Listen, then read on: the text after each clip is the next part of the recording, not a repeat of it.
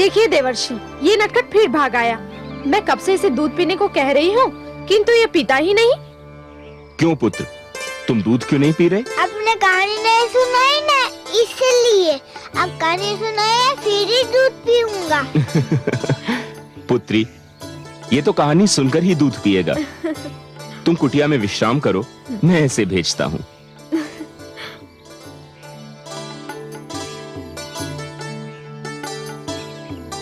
अभी कहानी सुनाइए ना। सुनाता हूँ। अच्छा, तुमने वासुदेव का नाम तो सुना ही होगा। वो तो मैं ना जाने कब से सुन रहा हूँ। उनके और भी कई नाम हैं। अब तो हर समय नारायण नारायण करते रहते, वो भी तो उनका नाम है। हाँ, और उनका नाम त्रिलोकीनाथ भी है, और उनका नाम जगदीश्वर भी, और माधव भी, कमलनयन भी, लक्ष्मीपति भी। तो एक दिन उन्होंने निश्चय किया कि सृष्टि की रचना की जाए। फिर क्या किया उन्होंने? सुनाता हूँ पुत्र, सुनाता हूँ, धैर्य रखो। उन्होंने अपनी नाभि से ब्रह्मा को और अपनी भ्रिकुटी से महादेव को जन्म दिया। फिर क्या हुआ? ब्रह्मा को आदि प्रजापति भी कहते हैं। क्या कहते हैं? आदि प्रजापति। हाँ, आदि प्रजापति ने कई प्रजापतियों को जन्म दिया। उनमें से एक थे ऋषि कश्यप। उनकी संतानों में तुम आते हो। अच्छा। हाँ, और एक और प्रजापति थे जिनका नाम था दक्ष। क्या नाम था? दक्ष। हाँ, प्रजापति दक्ष की पुत्री का नाम था सती। वह देखने में बहुत सुंदर थी। महादेव शिवशंकर ने उसे देखा और उससे विवाह कर लिया। एक दिन प्रजापति दक्ष किसी बात पर शिवशंकर से रूठ गए। उन्होंने शिवशंकर को अपनी पुत्री सती के सामने बहुत बुरा भला कहा। सती को यह बात अच्छी नहीं लगी। फिर क्या किया देवी सती ने? देवी सती ने योग शक्ति से अपने अंदर अग्नि उत्पन्न की। अच्छा, फिर क्या हुआ? फिर उन्होंने अग्नि से कहा कि हे अग्नि, मुझे भस्म कर दे। फिर क्या हुआ? फिर अग्नि ने उन्हें भस्म कर दिया। तो योग शक्ति से अपने अंदर अग्नि भी उत्पन्न की जा सकती है? हाँ, और यदि कोई यह अग्नि अपने भीतर ही रोक ले तो बाहर की कोई भी अग्नि उसे जला नहीं सकती। हाँ, परंतु इसे रोका कैसे जा सकता है? सांस भीतर की ओर खींची जाए और ओम नमो नारायण जपते हुए अंदर ही रोक ली जाए तो ये शक्ति भीतरी शक्ति बन जाती है। इसे प्राणायाम कहते हैं। क्या कहते हैं? प्राणायाम। और क्या कह के सांस रोकी जाती है? ओम नमो नारायण। सुंदर, अति सुंदर। अब पुत्र, तुमने कहानी सुन ली, अब अंदर जाकर दूध पियो। आप फिर ऐसी कहानी सुनाएंगे? हाँ हाँ, अवश्य सुनाऊंगा।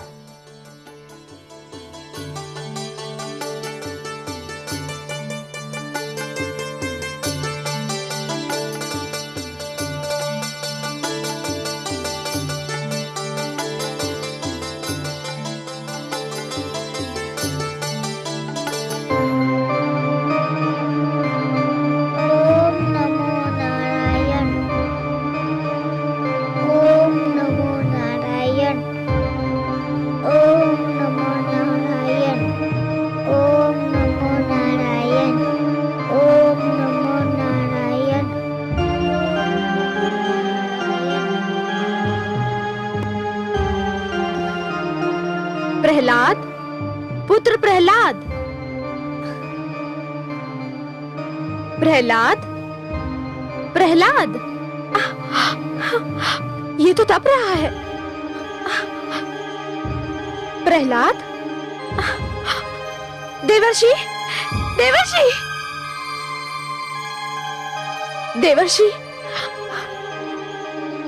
क्या बात है पुत्री? देवर्षि, मेरे पुत्र को क्या हो गया है? क्या हो गया? उसने मेरी पुकार नहीं सुनी तो मैंने उसे हिलाने डुलाने के लिए हाथ लगाया। मुझे लगा कि जैसे मैंने दहकती हुई ज्वाला को छू लिया हो। पुत्री, तुम्हारा पुत्र तप कर रहा है। तुम्हें ऐसे समय पर उसे छूना नहीं चाहिए था। ये कैसा तप है देवर्षि? ये योग क्रिया का अंश है। ये उसे मैंने ही सिखाया है। मुझे हर्ष है कि तुम्हारा पुत्र योग क्रिया सीखने में सफल हुआ है। नारायण नारायण।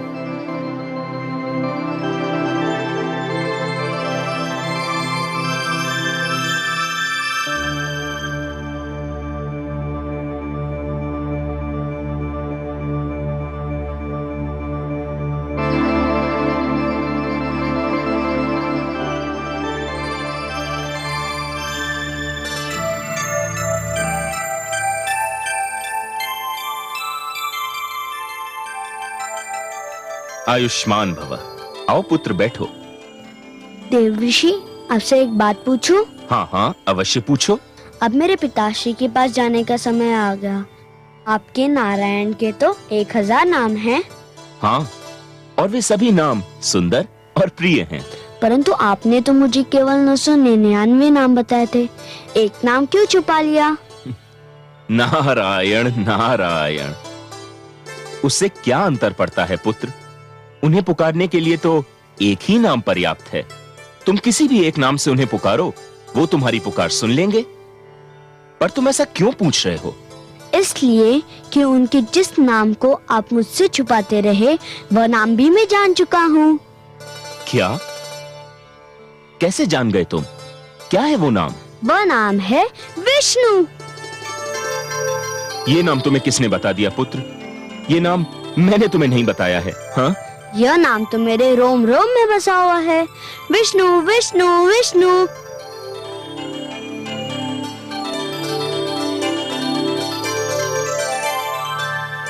नारायण नारायण। विष्णु, संभल जाओ, अब भी समय है, संभल जाओ। मैं अकेला ही तुम्हारे लिए पर्याप्त था, किंतु अब मैं अकेला नहीं, मेरा पुत्र प्रहलाद आने वाला है। अब हम दोनों मिलकर तुम्हारा नाम इस संसार से मिटा देंगे। हम दोनों मिलकर तुमसे प्रतिशोध लेंगे।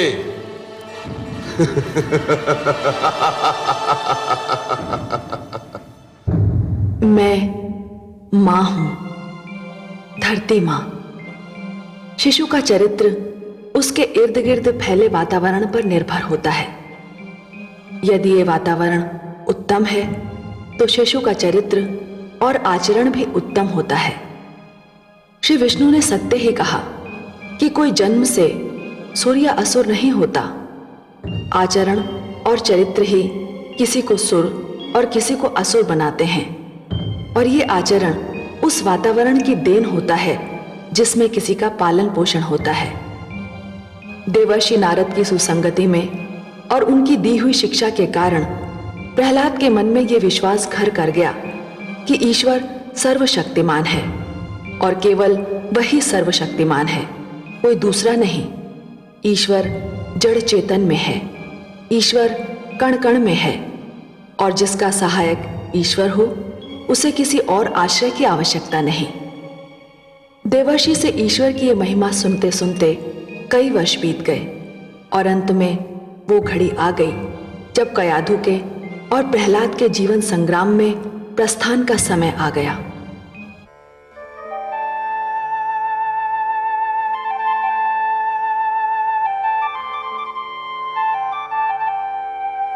हे देवर्षि, आपने मुझे जो स्नेह दिया है उसने तो मेरे मन से मेरे माता पिता का प्यार भी भुला दिया है। आपकी कुटिया में बीता हर पल मेरी स्मृतियों में सदैव सुरक्षित रहेगा। राजभवन के ऐश्वर्य में भी इस कुटिया का आनंद नहीं भूलेगा। देवऋषि देवऋषि देवऋषि, आप भी हमें संग चलिए ना देवऋषि।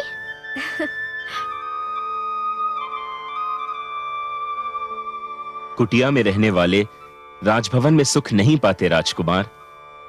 तुम्हारे राजभवन में सब कुछ होगा, परंतु मेरी इस कुटिया में शांति है, वह शांति जिसके लिए राजभवन वाले भी तरसते रहते हैं। मैं तो सदैव तुम्हारे संग हूं।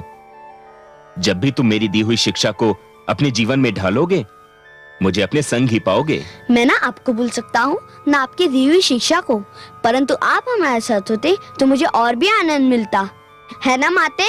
अवश्य पुत्र, देवर्षि साथ हो तो जीवन बहुत ही सुखद हो जाए। पुत्री, विवाह के उपरांत नारी का सबसे सुंदर और सबसे उत्तम ठिकाना उसके पति का घर होता है।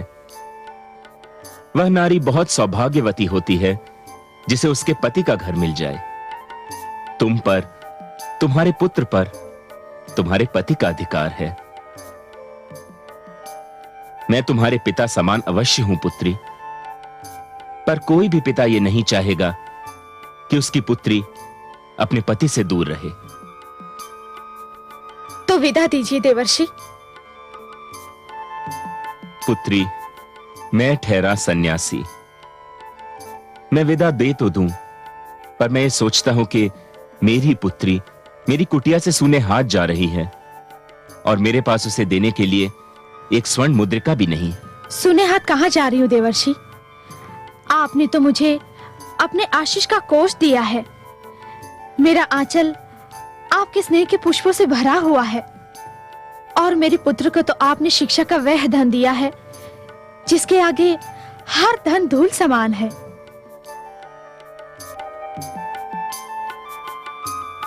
पुत्र प्रहलाद, अपने विश्वास पर अडिग रहना। इस विश्वास के मार्ग में जो भी कठिनाई आए उसे हंसकर झेलना। यह विश्वास तुम्हें हर संकट और हर कठिनाई पर विजय दिलाएगा।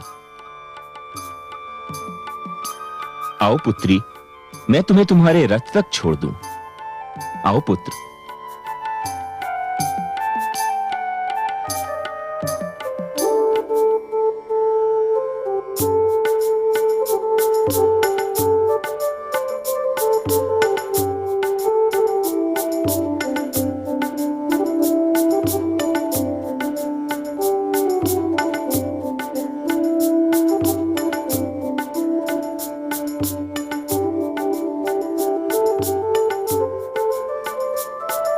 प्रणाम देवर्षि, प्रणाम महारानी, प्रणाम राजकुमार। आयुष्मान भव। अखंड सौभाग्यवती भव। आइए।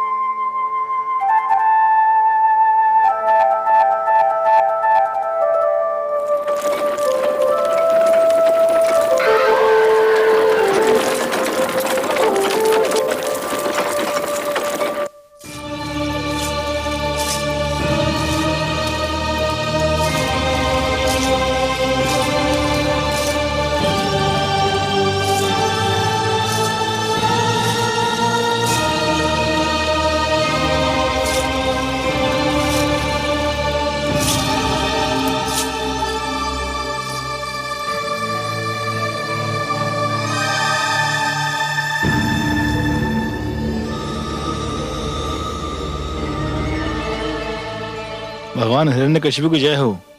महारानी कयाधु और राजकुमार प्रहलाद पधार रहे हैं। महारानी,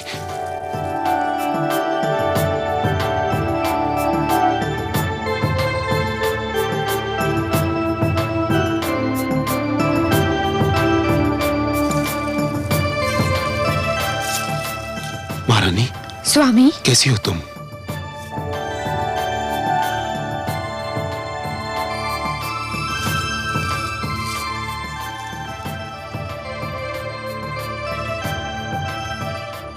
मेरा पुत्र प्रहलाद कितना बड़ा हो गया मेरा राजकुमार। तू मुझे याद करता था ना? नित्य दिन पिताश्री, मैं नित्य दिन देवर्षि से आपके विषय में पूछता था। और देवर्षि तुम्हें क्या बताते थे? वह बताते थे कि आप बहुत महान और शक्तिशाली हैं।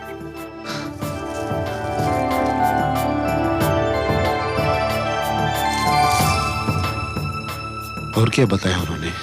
कहते थे कि पिता बहुत महान होता है, उनका आदर करना पुत्र का कर्तव्य होता है। पिता प्रेम देता है, स्नेह देता है और पुत्र की रक्षा करता है। माता भी बहुत महान होती है। माता की सेवा परम धर्म है, किंतु पिता परिवार का स्वामी होता है। पिता परंपरा देता है, पिता आदर्श देता है और मार्ग बनाता है जिस पर पुत्र चल सके। सुंदर, अति सुंदर। देवर्षि ने तुम्हें बहुत सुंदर बातें बताई हैं। महारानी, आप दोनों बहुत दूर से आ रहे हैं, थक गए होंगे, थोड़ा विश्राम कर लीजिए। मैं सभागार जा रहा हूं, कार्य से निपट कर भेंट करता हूं।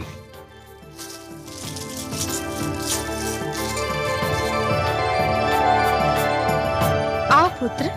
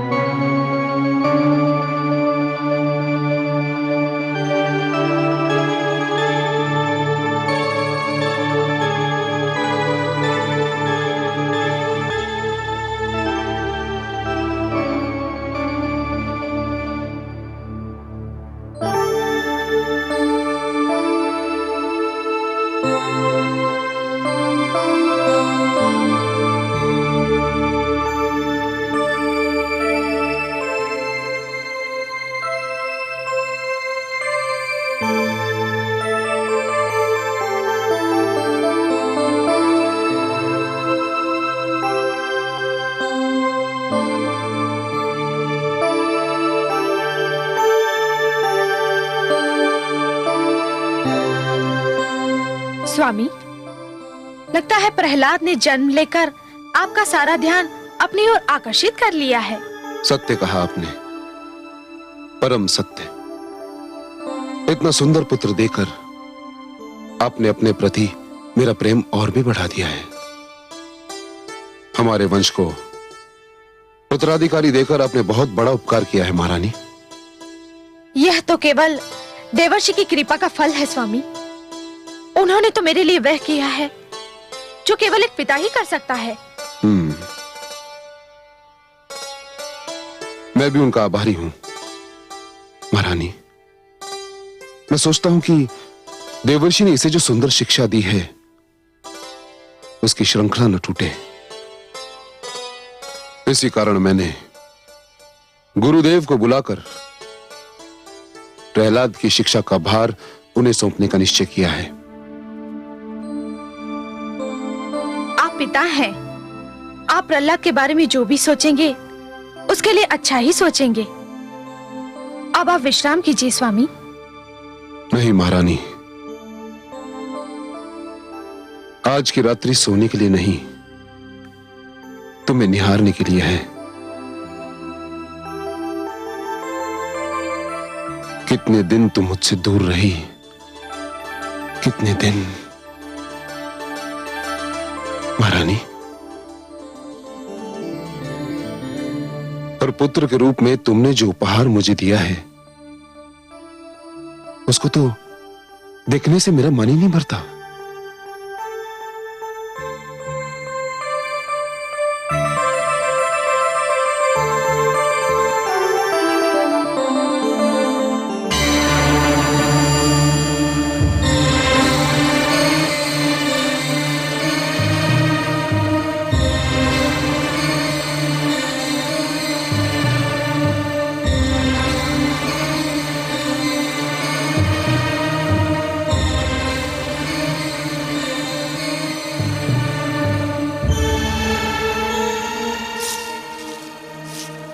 प्रणाम गुरुदेव।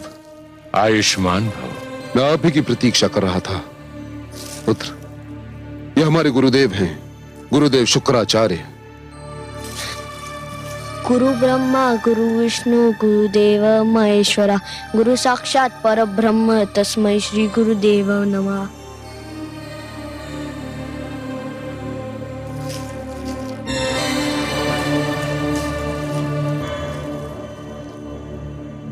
इतनी छोटी सी आयु में इतने महान रहस्य का ज्ञान, प्रमाण है सत्य का। ये बालक बहुत तेजस्वी होगा, उच्च शिक्षा प्राप्त करेगा। इसी कारण आपको कष्ट दिया है गुरुदेव। मेरे पुत्र को प्राथमिक शिक्षा तो देवर्षि नारद ने दी है और बहुत उत्तम शिक्षा दी है, जिसे मैं परख चुका हूं। किंतु अब शेष शिक्षा के लिए मैं अपने पुत्र को आपके हाथों में सौंपना चाहता हूं। मुझे बहुत हर्ष होता वत्स, परंतु मैं तपस्या के लिए हिमालय जा रहा हूं। दुखद, अत्यंत दुखद। फिर मेरे पुत्र की शिक्षा का क्या होगा गुरुदेव? इसीलिए तो मैं इन्हें अपने साथ लाया हूं। ये मेरे शिष्य भी हैं और पुत्र भी, षंड और अमर्क। पुत्र, तुमने जिस मंत्र का उच्चारण किया वो देवताओं के गुरुकुल की परंपरा है। तुम्हें अब उस परंपरा में ढलना होगा जिसकी शिक्षा मेरे गुरुकुल में दी जाती है। ज्ञान और शिक्षा तो एक ही प्रकार की होती है गुरुदेव। क्या आपके गुरुकुल में कुछ और शिक्षा दी जाती है और देव गुरुकुल में कुछ और? हाँ वत्स, मैं असुरों और दैत्यों का गुरुदेव हूँ। देव गुरुकुल में देवताओं के गुरु हैं। गुरु तो गुरु होता है, चाहे वह किसी का भी हो, और हर गुरु महान होता है। गुरु तो सारे संसार का होता है और सबको कल्याण का मार्ग दिखाता है। तुम अभी छोटे हो पुत्र, इन बातों को नहीं समझ पाओगे, परंतु चिंता मत करो, षंड और अमर्क तुम्हें सब समझा देंगे। ये दोनों आचार्य हैं, तुम्हें वही शिक्षा देंगे जो मैं तुम्हें देता। पुत्र, प्रहलाद को गुरुकुल ले जाइए और इसे असुर संस्कृति, असुर नीति और असुर दंड विधान की शिक्षा दीजिए। जो आज्ञा गुरुदेव।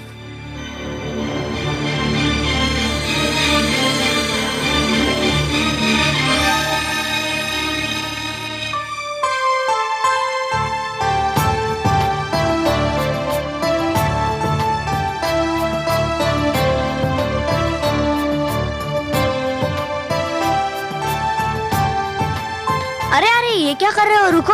हम अपने राजकुमार पर पुष्प वर्षा कर रहे हैं, आपका स्वागत कर रहे हैं। धन्यवाद। किंतु मैं इस गुरुकुल में राजकुमार बनकर नहीं, आप सबकी भांति एक साधारण विद्यार्थी बनकर आया हूँ। और आप सब मेरे सहपाठी हैं और मेरे मित्र हैं। परंतु राजकुमार, आप हम सबसे श्रेष्ठ हैं। नहीं, हम सब में कोई श्रेष्ठ या तुच्छ, बड़ा या छोटा नहीं। गुरुकुल के सारे विद्यार्थी एक समान हैं। मैं यहाँ केवल उतना ही आदर योग्य हूँ जितने आप सब हैं। हमें कोई अंतर नहीं होना चाहिए। मैं यहाँ राजकुमार का पद छोड़कर विद्यार्थी का पद लेने आया हूँ। इस पुष्प से आपकी मित्रता की सुगंध आ रही है। मैं ये पुष्प अस्वीकार करता हूँ, परंतु इसकी सुगंध और आपकी मित्रता स्वीकार करता हूँ। अब कहाँ चले गुरुजन? सबसे पहले हम आपको मंदिर और ईश्वर के दर्शन कराना चाहते हैं। अरे, ये तो बहुत ही शुभ विचार है। शिक्षा, ईश्वर के दर्शन और आशीर्वाद से आरंभ हो तो शिष्य को अवश्य सफलता मिलती है। तो फिर आइए।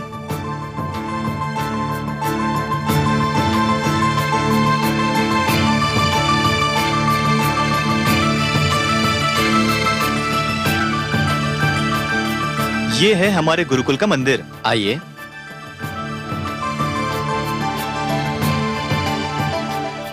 और ये हैं हमारे ईश्वर।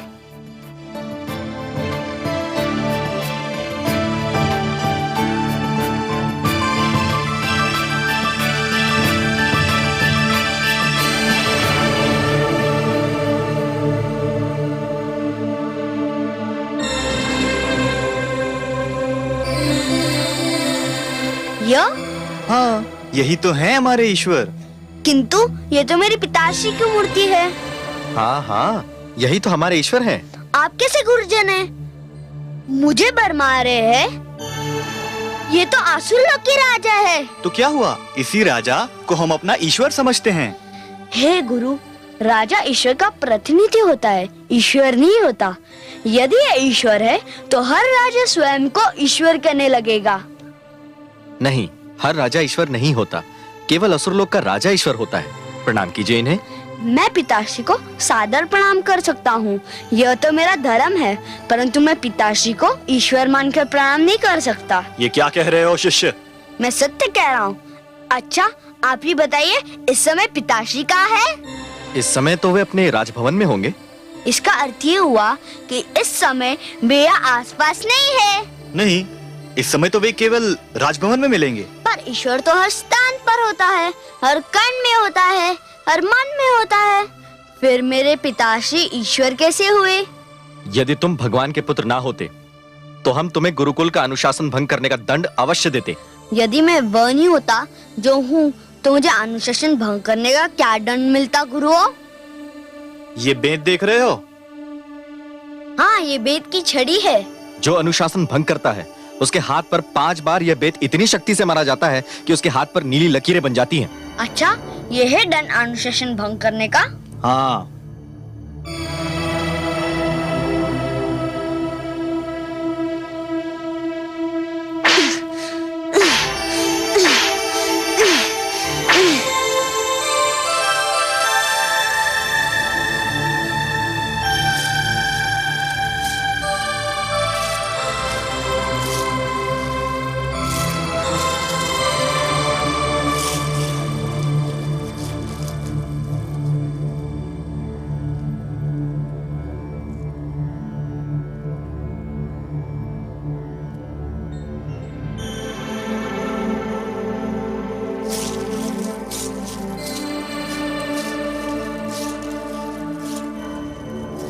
दया सागर, देखिए प्रहलाद ने किस प्रकार स्वयं को दंड दिया है। अपने कोमल तन पर कितने बलपूर्वक बेत मारे हैं, वो भी 1 बार 2 बार नहीं 5 बार। कितनी पीड़ा हो रही होगी उसे। पर महादेवी, 5 बार बेत मारकर उसने एक महान कार्य भी तो किया है। महान कार्य? क्या अपने हाथ पर बेत मार लेना महान कार्य है? हाँ प्रिय, उसने अपने हाथ पर 5 बेत मारकर सारे संसार को शिक्षा प्राप्ति के 5 अनुपम सिद्धांत बता दिए हैं। सबसे पहला सिद्धांत संयम, दूसरा सहनशीलता, तीसरा गुरु के आदेश का पालन, चौथा गुरुकुल में अपने उच्च कुल को भूलकर स्वयं को केवल एक विद्यार्थी समझना, और पांचवा अपने सहपाठियों को अपने मित्र सा सम्मान देना। प्रहलाद में अभी से ही महानता के लक्षण दिखाई दे रहे हैं। क्यों नहीं महादेवी, जिसने स्वयं देवर्षि नारद के चरणों में बैठकर प्रथम शिक्षा ली हो, वो महान नहीं होगा तो फिर कौन होगा? और अभी तो यह कथा केवल आरंभ हुई है महादेवी। बस आप तो देखती जाइए कि ये शिक्षार्थी अपने गुरुओं और सहपाठियों को क्या-क्या शिक्षा दे रहा है। हे गुरु, मुझे खेद है कि मैंने गुरुकुल का अनुशासन भंग किया। मैंने स्वयं को इसलिए दंड दिया कि आप मुझे राजकुमार समझकर दंड देने से डर रहे थे। अनुशासन सबके लिए होना चाहिए, चाहे वह कोई भी हो। परंतु हे गुरुजन, मैंने ईश्वर के विषय में आपसे जो बात कही वो सर्वथा उचित है।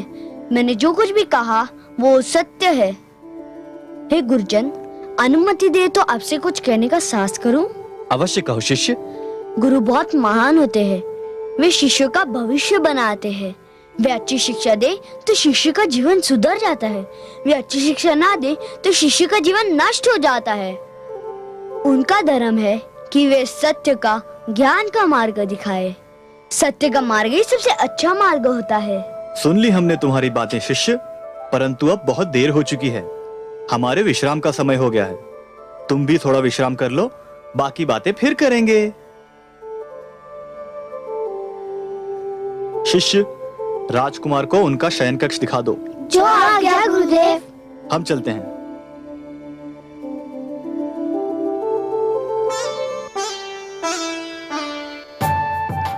आपकी वाणी कितनी मधुर है राजकुमार। आप जब बोलते हैं तो लगता है आपके मुख से फूल झड़ रहे हो। परंतु हे राजकुमार, यदि ये हमारा ईश्वर नहीं है तो हमारा ईश्वर कौन है? तुम्हारा ईश्वर वही है जो मेरा ईश्वर है, सारे संसार का ईश्वर है। कौन है वो? वही जिसने सूर्य, चंद्रमा और तारे बनाए हैं, जिसने दिन और रात्रि को बनाया है, जिसने समुद्र, नदियाँ और पहाड़ बनाए हैं, जिसने हमको बनाया है, तुमको बनाया है, सारे संसार को बनाया है। वो जो सर्वशक्तिमान है, वो जो चाहे वो कर सकता है। सर्वशक्तिमान तो हमारे भगवान हिरण्यकश्यपु भी है, वह भी जो चाहे वह कर सकते हैं। अच्छा, हाँ, और क्या?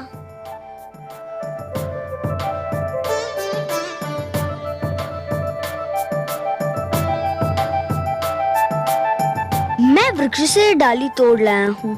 यदि तुम्हारा ईश्वर जो चाहे सो कर सकता है, तो उसे कहो कि ये डाली फिर वृक्ष से जोड़ दे।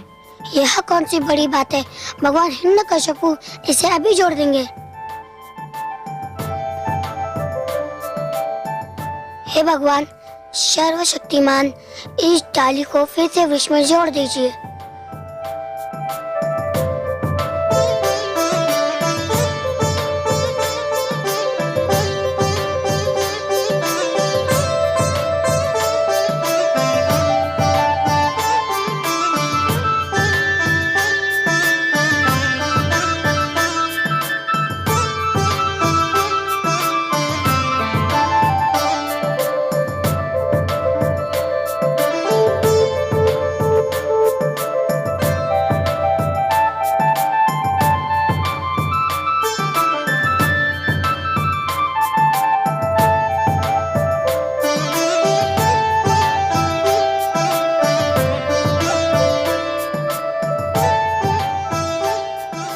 हमारे ईश्वर तो इसे नहीं जोड़ पाए, क्या तुम्हारे ईश्वर इसे जोड़ पाएंगे?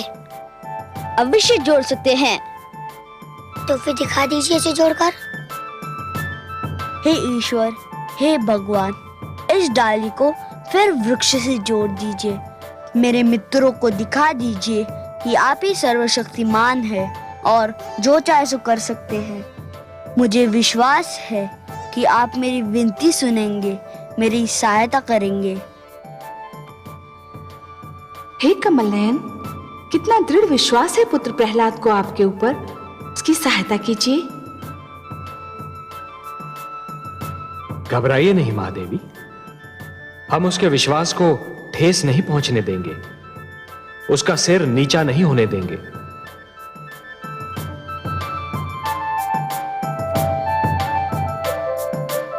ओम नमो भगवते वासुदेवाय। ओम नमो भगवते वासुदेवाय। ओम नमो भगवते वासुदेवाय। ओम नमो भगवते वासुदेवाय। ओम नमो भगवते वासुदेवाय। ओम नमो भगवते वासुदेवाय। अरे ये तो चमत्कार हो गया। धन्यवाद हे वासुदेव, तुमने मेरी लाज रख ली। तुमने बता दिया कि केवल तुम ही हो वो जो चाहे सो कर सकते हैं और कोई नहीं। ओम नमो भगवते वासुदेवाय। ओम नमो भगवते वासुदेवाय। ओम नमो भगवते वासुदेवाय।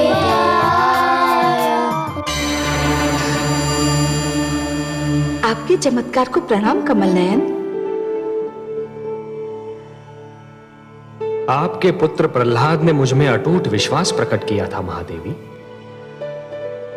यदि मैं ये न करता तो उसके विश्वास को ठेस लगती। जिस प्रकार नदी अपने निकट आने वाले को प्यासा नहीं लौटाती, उसी प्रकार मुझे मन से तथा प्रेम से पुकारने वाले कभी निराश नहीं होते। और फिर उसकी सहायता करने के लिए आप ही ने कहा था ना। मैं ना तो आपकी बात को टाल सकता था और ना ही उसकी पुकार को अनसुना कर सकता था।